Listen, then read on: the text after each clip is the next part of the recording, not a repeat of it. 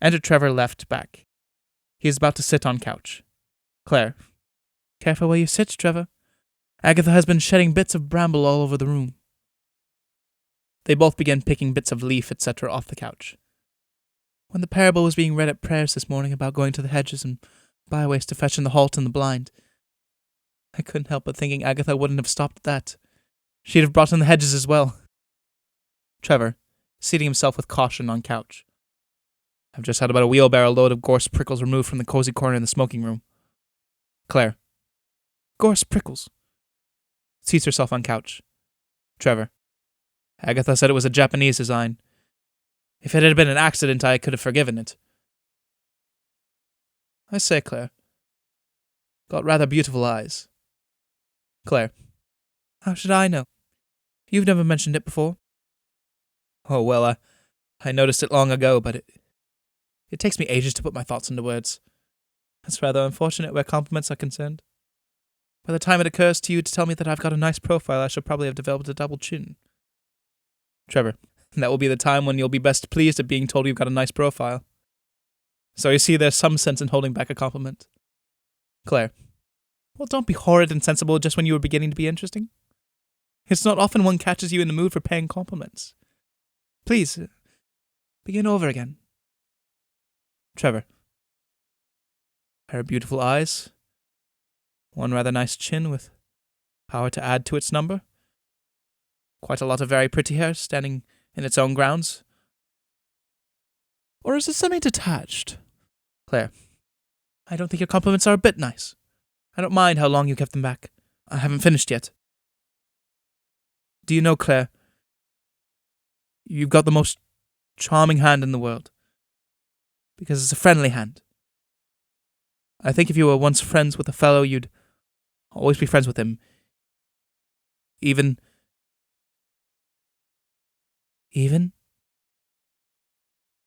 if you married him. And that's saying a great deal. I think if I liked a man well enough to marry him, I should always be the best of friends with him. Enter Ludovic. Bustles over to escritoire. Ludovic, as they let go of each other's hands. Hello. Has Trevor been telling you your fortune? Claire, rising. Nothing so romantic. He's been explaining the fingerprint system of criminal investigation. If ever I strangle Agatha in a moment of justifiable irritation, Trevor will be a most damaging witness. Ludovic rings bell, and then seats himself at escritoire. Trevor. Shall I be disturbing you if I smoke a cigarette here? Not in the least. I like seeing people idle when I'm occupied. It gives me the impression that I'm working so much harder than I am. Claire. Don't be so long over your cigarette, Trevor. You've got to be let into a conspiracy that Mr. Ludovic isn't supposed to know anything about. Trevor.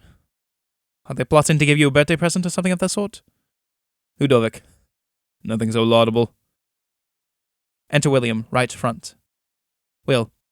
Did you ring, sir? Ludovic. Yes, just arrange the flowers. Yes, sir. Gathers up flowers and foliage from various places where Agatha has stacked and strewn them, and proceeds to rearrange them with considerable taste. Ludovic, to Trevor. No, it's your despotic mother who mustn't get wind of the plot. I am merely the innocent bystander. Trevor. I'm awfully fond of my mother, of course, but I must admit it would be a little more comfortable if she wasn't quite so... Ludovic. Exactly. But she always has been and she always will be. As regards household affairs, of course, I've no right to express my opinion, but her constant supervision of the political affairs of the neighborhood is extremely embarrassing to the party. My prospective candidature down here is becoming more and more doubtful under the circumstances. Hortensia is not content with having a finger in the pie. She wants to put the whole dish into her pocket. Will, who is standing near a doorway. Mrs. Bavvel is crossing the hall, sir. Ludovic becomes violently busy at escritoire. The factory systems in East Prussia present many interesting points of comparison. Enter Hortensia, right. Ludovic rises. Hortensia. Hortensia.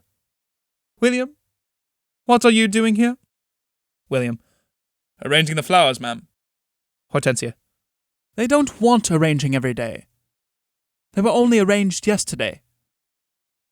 Seats herself on chair in center of stage. Ludovic resumes seat. Will. It was brought on prematurely, ma'am. Ludovic. Agatha has been trying some new effects in autumnal foliage. I told William to put things straight a bit. Hortensia. I see. And where is Adolphus? William. The cockatoo, ma'am. She's drying in the pantry after her bath. It's not his day for a bath. He always bathes on Thursday. Will. She seemed restless, as if she wanted to, ma'am. Hortensia. In future, remember he bathes on Thursdays only. And William... Yes, ma'am? I think I've spoken about it before. You always hear me allude to the cockatoo as he, or Adolphus, therefore you are not to speak of him in the feminine gender. Yes, ma'am. Exit left, front. Hortensia.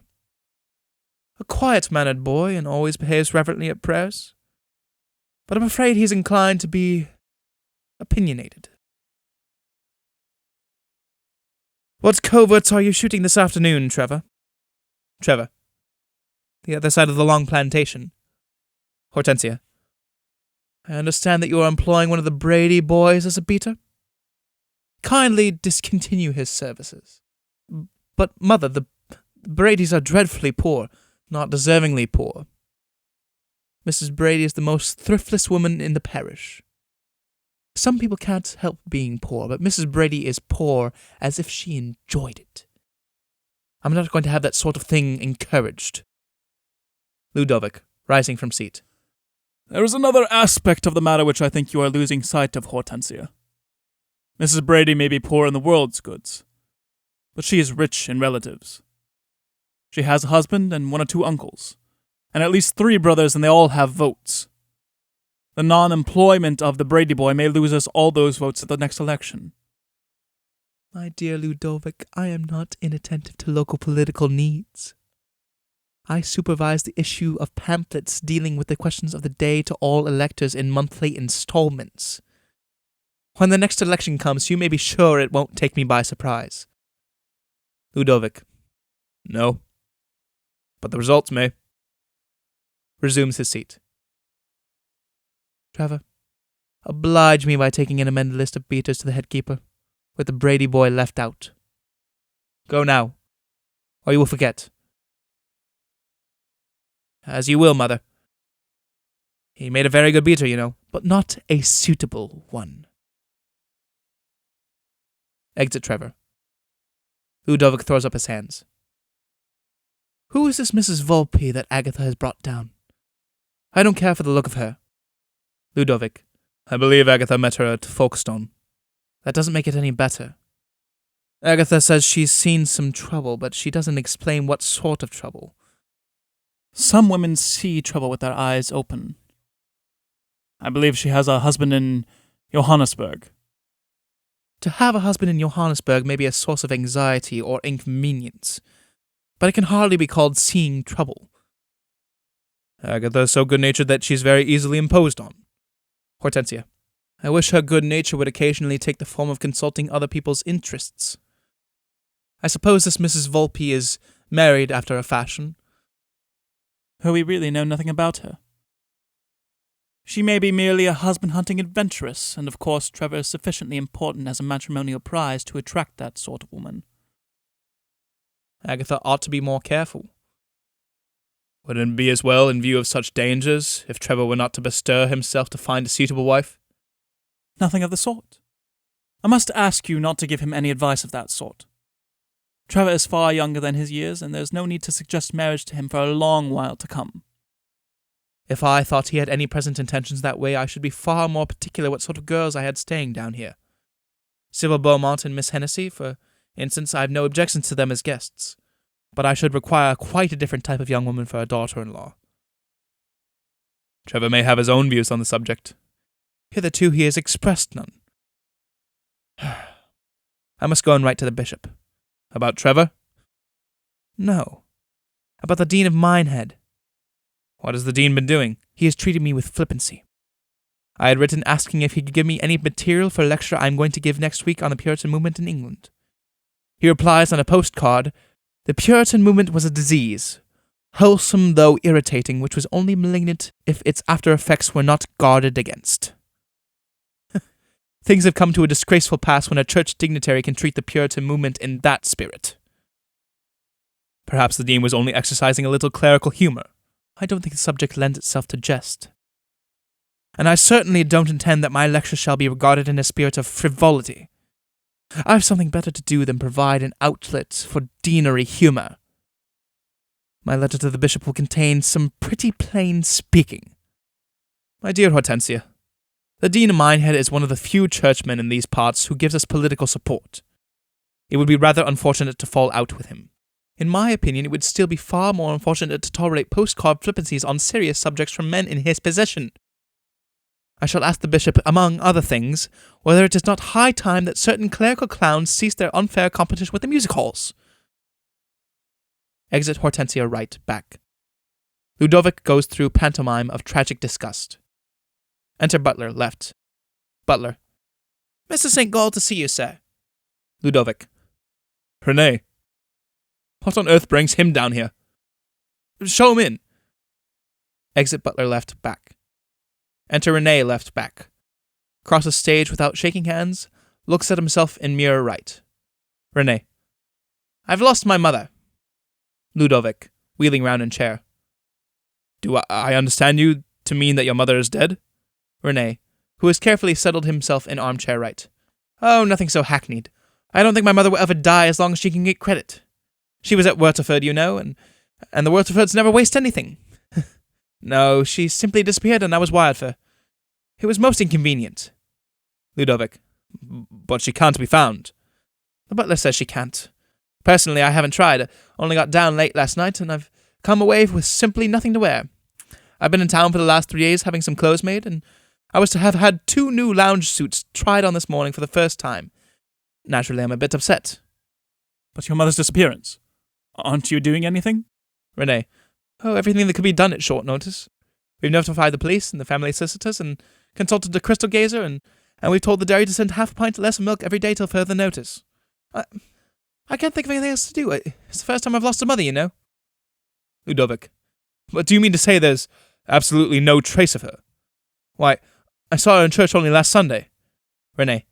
I expect they've looked for her there. The butler says they've searched everywhere. The servants have been awfully kind and helpful about it. They say they must put their trust in Christian Science and go on drawing their wages as if nothing had happened. That's all very well, but no amount of Christian Science will help me to be fitted on while I'm here and my clothes are on Sackville Street, will it? Ludovic. I think it might show a little natural anxiety and emotion. Renee. But I am showing emotion in 100 little different ways if you'd only notice them. To begin with, I'm walking about practically naked. This suit I've got on was paid for last month, so you can judge how old it is. And that reminds me. I wish you'd do something for me. Something awfully kind and pet lamb in my hour of trouble. Lend me that emerald scarf pin that you hardly ever wear. It would go so well with this tie, and I would forget how shabbily I'm dressed. Ludovic. It would go so well that it would forget to find its way back again. Things that are lent to you, Renee, are like a hopeless passion that never returned. In light of past experience, I absolutely refuse to lend you a 30-guinea scarf pin. Renee. How true it is that when one weeps alone. Anyway, you might lend me your pearl and turquoise one. The pearl is a very poor one, and it can't be worth anything like 30 guineas. Ludovic. I don't see why I should be expected to make you a present of it, even if it only costs 5. Oh, well, after all, I've only lost a mother. I make less fuss about that than you do the prospect of separation from a 5-guinea scarf pin. You might show a little kindness to a poor grass orphan. And, Ludovic, now that you've practically given way on the matter, I want to turn your attention to something that's been worrying me dreadfully of late. Ludovic. Oh, gracious, what have you been doing now? Renee. Oh, it isn't now. The mischief was done 23 years ago, and that wasn't exactly my doing. It's just this, that I am 23 years old. If my mother had only held me over for a matter of 4 years, I should be 19 now, which is the only age worth being. Women always rush things so. I shouldn't mind so much being 23 if I had the money to carry it off well. The mater does the best she can for me. She can't afford me an allowance, but she borrows money whenever she can from friends and acquaintances and sends me haphazard checks. It's quite exciting getting a letter from home. Of course, that sort of thing can't go on indefinitely, and now that my only source of income has disappeared without leaving a postal address, things have nearly come to a crisis. One can't treat life indefinitely as a prolonged Saturday to Monday. There are always the Tuesdays to be reckoned with. Ludovic. I don't like to suggest anything so unbecoming as occupation, but can't you manage to get entangled with a salary of some sort? Renee. It's not so beastly easy. I've tried designing posters, and for 3 weeks I was assistant editor of a paper devoted to fancy mice. The devotion was all one-sided. Now, Ludovic, if you'd only do what you sometimes half promise to do, and make me your personal private secretary, and let me do parliamentary correspondence for you, and tell female deputations that they can't see you because you're in your bath, and all that sort of thing. My dear boy, I am not at the present moment a member of Parliament. I'm not even standing as a candidate. But Ludo, why aren't you? You know you've had a hankering that way for a long time, and you can easily afford it. And it isn't a difficult job. All one has to do is boil with indignation at discrete intervals over something. The Jews in Russia, or impurity in beer, or lawlessness in the Church of England. It doesn't matter particularly what, as long as you really boil. The public likes a touch of the samovar about its representatives. And then, if you want to be a parliamentary wit, that isn't difficult nowadays. If the government is making a mess of Persian affairs, just mew like a Persian kitten whenever a minister gets up to speak. It isn't anything really hard, I'm asking you. Ludovic. Thanks very much for coaching me. But an indispensable preliminary to all this brilliance is that I should be elected. Renee. You could easily get a seat down here if you wanted to. They've always wanted one of the Bavels to stand. An old Spindleham is not likely to last another session, so the ball is practically at your feet. Ludovic. My dear Renee, under present circumstances, Briony would be an impossible headquarters for which to conduct an election campaign.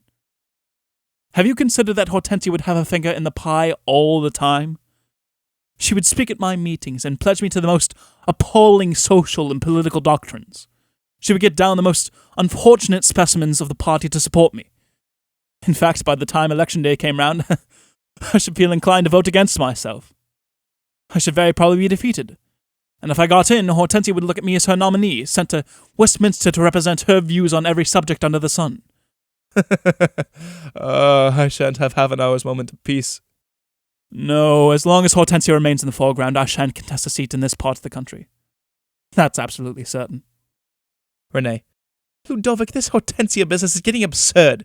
Everything you want to do down here, you run up against Hortensia, Mrs. Bavvel. When are you going to get Trevor married and the old woman dethroned? My dear Renee. As if we haven't tried. Talk about bringing a horse to the water. We've brought water to the horse, gallons of it, and put it right under his nose. We've advertised eligible young women as if they had been breakfast foods. Renee. And here I am, 23 years old, expected to wait indefinitely for my secretaryship and my daily bread until Trevor chooses to suit himself with a wife. It's ridiculous! That's the worst thing of you middle-aged folks, if I may say so without offence. You're so jolly well content to wait for things to happen.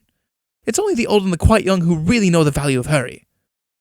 Ludovic. But bless my soul, we can't compel Trevor to marry. It's absurd of him to persist in celibacy that he isn't qualified for. He's decent enough in his way, but he hasn't got the strength of character to fit him for the graver responsibilities of bachelorhood. Can't he be rushed into marrying somebody? Ludovic. Rushing Trevor is not exactly a hopeful operation. It's rather suggestive of stampeding a tortoise. At the same time, I may tell you in confidence that something desperate of this nature is going to be tried tomorrow night in the absence of Hortensia and myself at Panfold. Renee. Oh, Ludovic, what? You must ask Sybil or some of the others for details. I know nothing about it and entirely disapprove. But the idea originated with me. Hush! Enter Hortensia, door right, back. Ludovic and Renee rise to their feet. Hortensia. I want you to read my letter to the bishop. Oh, Mr. St. Gall. I didn't know the neighborhood was on with your presence. I needn't ask you if you're on a holiday. That is a permanent condition with you, I believe. Ludovic. Mr. St. Gall has lost his mother. She's disappeared. Disappeared? What an extraordinary thing to do. Had she any reasons for disappearing? Renee. Oh, several, but my mother would never do anything for a reason. Hortensia. But was anything troubling her? Sits chair, center of stage. Renee. Oh, nothing of that kind. She's one of those people with a conscience silk-lined throughout. Ludovic. Has she any relatives that she might have gone to? Relatives? None that she's on speaking terms with. She was a Wurteford, and the Wurtefords don't speak. There is a cousin of hers, a canon somewhere in the Midlands. He's got particular views.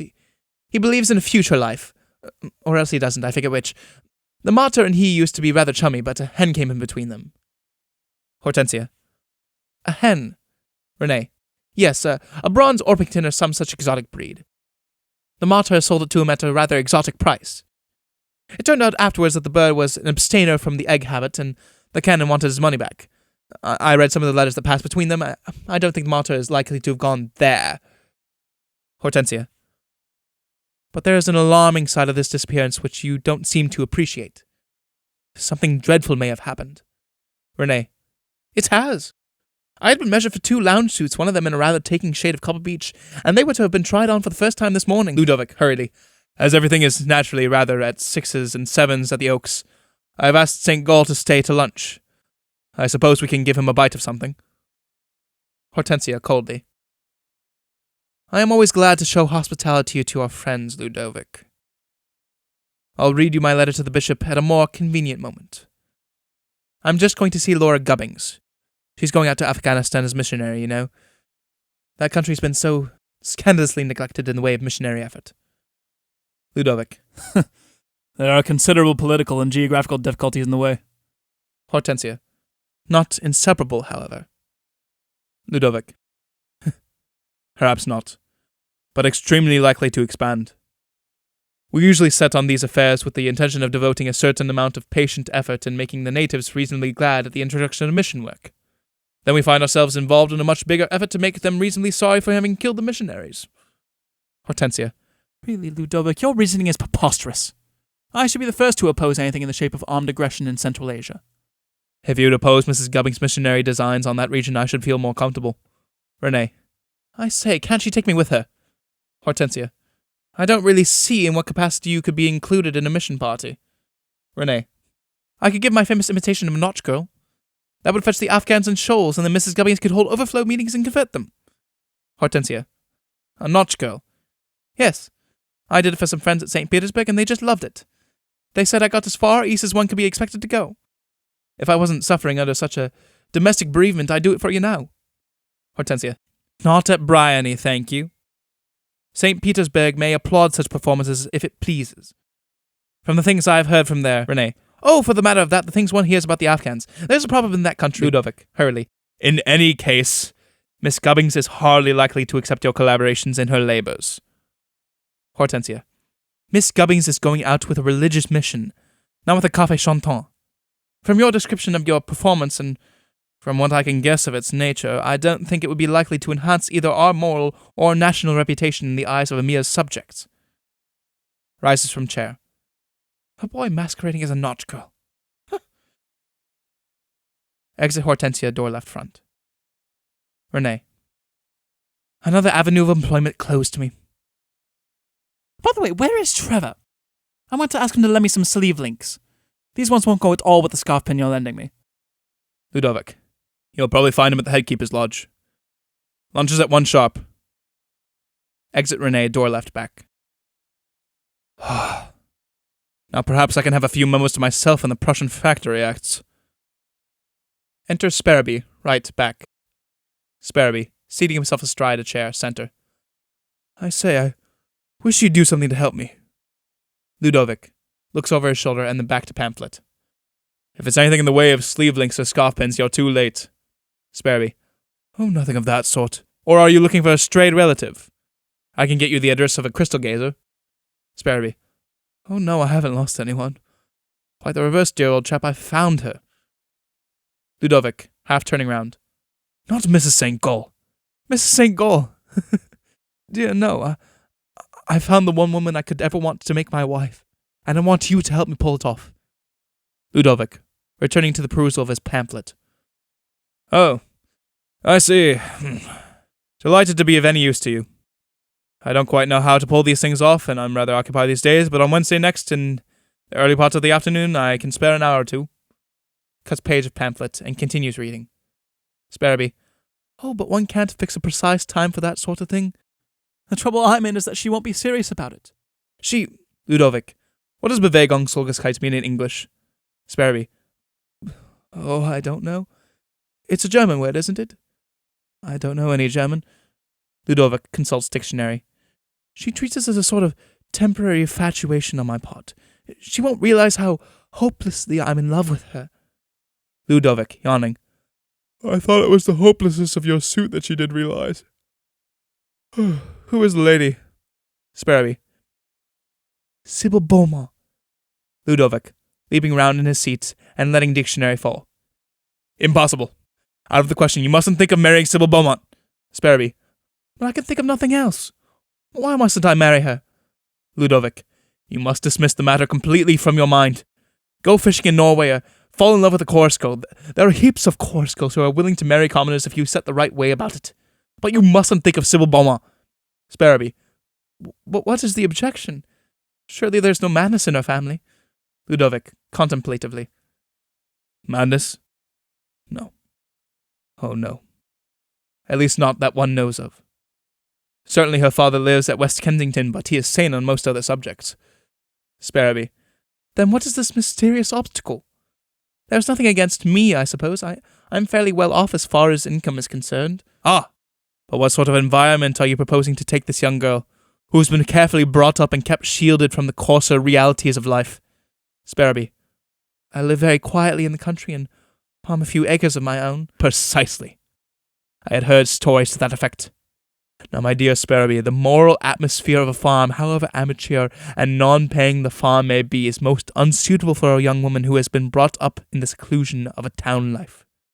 Farming involves cows, and I consider that cows carry the maternal instinct to an indelicate excess. They seem to regard the universe in general as an imperfectly weaned calf. And then poultry. You must admit that the private life of domestic barn-door fowl, well, there's remarkably little privacy about it. Sparrowby. But my dear Bavvel, and are you quite sure that you are free to pay court to Miss Beaumont? That you have no other entanglements? Sparrowby. Entanglements? Why, certainly not. Ludovic. Think a moment. What about Miss Clifford? Sparrowby. Agatha Clifford! You must be dreaming of having the ghost of an entanglement with her. I thought I saw you both on rather intimate terms at breakfast this morning. Sparrowby, indignantly. She upset a sardine onto my knees. I supposed you encouraged her to. Encouraged her? Why, it ruined a pair of flannel trousers. Ludovic. Well, I expect her sardine was just as irrevocably damaged. Anyway, you condoned her actions. I heard you tell her that it didn't matter. Sparrowby. Oh, I did say that. What else could one say? Ludovic. If anyone upset a sardine on my lap, I should find no difficulty in keeping the conversation from flagging. The difficulty would be to avoid saying too much. In your case, I think you were rather too eloquently silent. The spilling of a sardine onto a lap may seem a small thing to you, but you must remember that women attach more importance to these trifles than we do. Believe me, I have watched your perhaps unconscious attentions to Miss Clifford with interest, and if anything, I can spare me. But I assure you... Enter Agatha and Sybil, door left back. Agatha. Everything's going splendidly. Everyone whom we've asked is coming, and Cook has been given a dark hint to have some fruit salad and mayonnaise and that sort of thing accidentally on hand. Oh, I forgot you weren't to know anything about it. Promise that you'll forget that you heard anything. Ludovic. I assure you I heard nothing. I was struggling with some technicalities in a German pamphlet. Dear Miss Beaumont, do show me where I can find a better dictionary than this one. Sybil. Come along. There's one somewhere in the library. And Agatha, Mr. Sparrowby wants you to help him dig up some ferns for a rockery he's making at home. Ludovic holds door left front open for Sybil. Both exit. Sparrowby. I say, Agatha, by all means, let's come now. I love rooting up ferns. Here are some baskets. Fishes 3 large garden baskets out of chest. Sparrowby. But it's nearly lunchtime, and I don't really... Never mind lunch. There's sure to be something cold that we can pack it if we're late. Come on. The trowels are out in the tool shed. I know a lovely damp wood where we could grub about for hours. Sparrowby. But I've got rheumatism. Agatha. So have I. Come on. Gives him 2 baskets to carry out and leads the way off by door right back. Curtain.